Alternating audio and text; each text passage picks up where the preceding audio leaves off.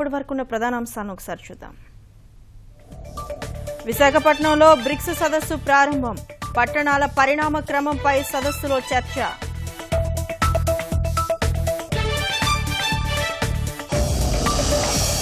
పట్టణాల్లో సదుపాయాల కల్పనే అసలైన సవాలు.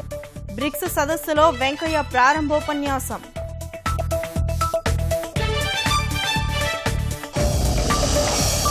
ప్రధాని మోదీతో ఆఫ్ఘన్ అధ్యక్షుడి సమావేశం.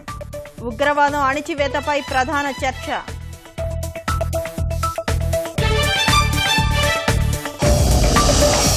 చురుగ్గా కదులుతున్న నైరుతి రుతుపవనాలు. మరో 2 రోజులు భారీ నుంచి అతి భారీ వర్షాలు.